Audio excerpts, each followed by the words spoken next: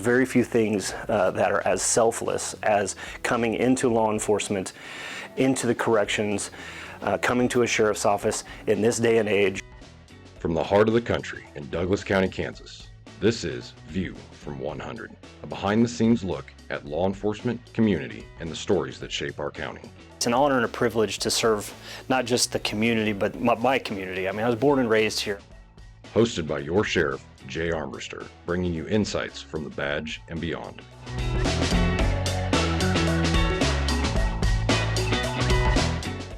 I do want to talk briefly, Kyle, more specifically towards you. Yeah. No, I want you to talk about, you have a title, and I'm going to get it wrong, but it's the LGBTQIA rep something. Before I totally screw it up. No, you're good. The LGBTQ plus liaison, court liaison. Jesus, the liaison for the LGBT community. Okay, Yeah. and it's specifically for the sheriff's office, but also you do a lot of work locally and regionally. Yeah, so we do have we call it the Kansas City Metro Law Enforcement Network of all the LGBTQ liaisons for the entire area. So we hit different events. Sure. Just being present. Yeah. We're first and foremost, everyone kind of comes to us saying, hey, what are you guys doing? Are you going to be at this event? Can we share your table? Or, it is a fantastic experience that I got to deal with this. Sure. As a gay male, surprise anybody. Nobody in this room is surprised. Okay. I'm going to die of not surprised. Coming into this field, in law enforcement as a gay male, that wasn't easy. Sure. I had my own experiences. I'm sure. Not very positive, especially kind of where I came from, in a smaller town, Bible Belt, and I understand that the conflict that you might have with law enforcement being in the LGBT community. Sure. We work for the government. Right. So every decision that the government makes, Right. it affects them. Yeah. Affects people in our community. Whether it be executive orders, whether it be new laws, whether that be whatever that may be. Yeah. We're seen as the government. Right. And we're the ones that have to enforce those laws sometimes. Yeah. So we just look like the bad guys sometimes, and that's the hand we're dealt with. Sure. So we have to work through that. So we have to show that we're out there. Oh man. We have such a diverse agency with full spectrums of everyone from our in that community. 100%. And that's why it works out so well. Yeah.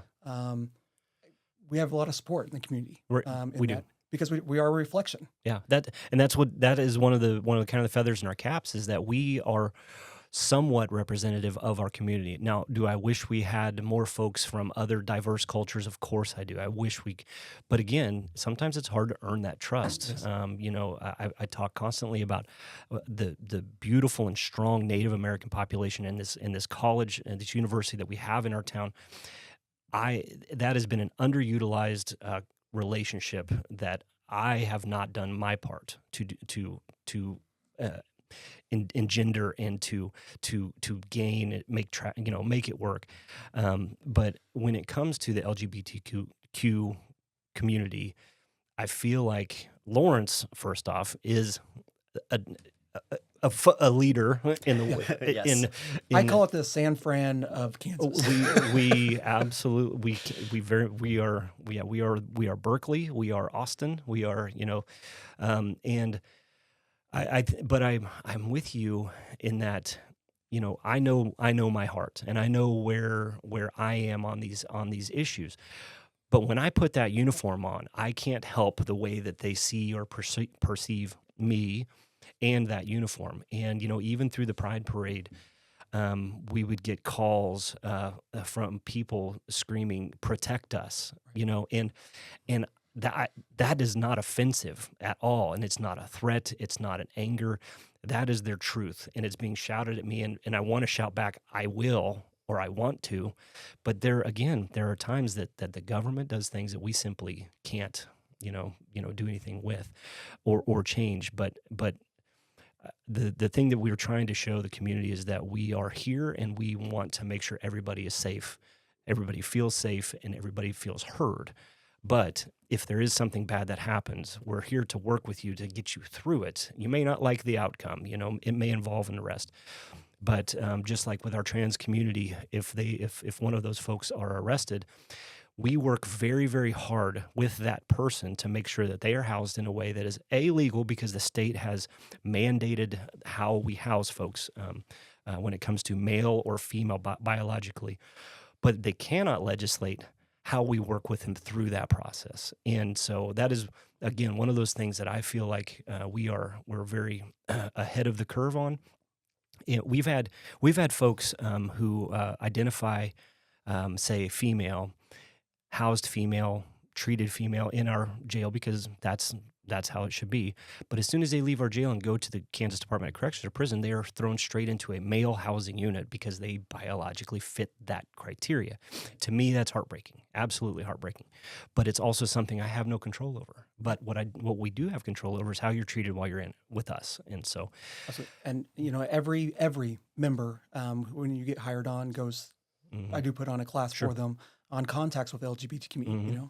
Especially for our trans folks. Yeah. They're going through a lot right now. Boy. They're going through a lot. So we have to be very transparent. Yeah. When we talk about police reports, it may have a name that they don't go by anymore. Right. So we have to be confident to say, this is why this name is in here. But we have to go by it legally, what this is. Yep. This is what the process is going to look like when in the jail. Yep. We may have to ask certain personal questions. Sure. But we need to explain why we're asking these questions. Absolutely. And just be transparent. Absolutely. And we're going to mess up. Absolutely. I'm going to misgender somebody. Yep. I'll be the first to admit it. And you apologize and you move on. Yeah. Pronouns are difficult for me just because simply they don't work grammatically sometimes. Sure. They is a very difficult thing to utilize, especially what I've noticed is if it's somebody I've had a previous relationship and have known them in another sense, it was hard for me. But I just think, again, like my children are 20 and 22. Their generation is just not it's not a thing to them. Somebody says that, hey, my pronouns are this. They're just like, bam, got it. But you get the old crusty white dude like me, and I'm just like, I'm trying my best, I really am. But and that's a best case scenario. On the flip side, some people are just treated with contempt and hatred, and so yeah. I wanted to touch on that, and just to kind of talk through is like, again, we're fortunate enough to have a community that supports this initiative, but it's also is that we just see this as we treat humans like humans, like in how they deserve to be, no matter how they choose to live their life inside or outside of our jail. But I think it's something that the world is beginning to turn a little bit more towards. But there's a lot of work to be done. And again, those communities that feel unsafe, I get it.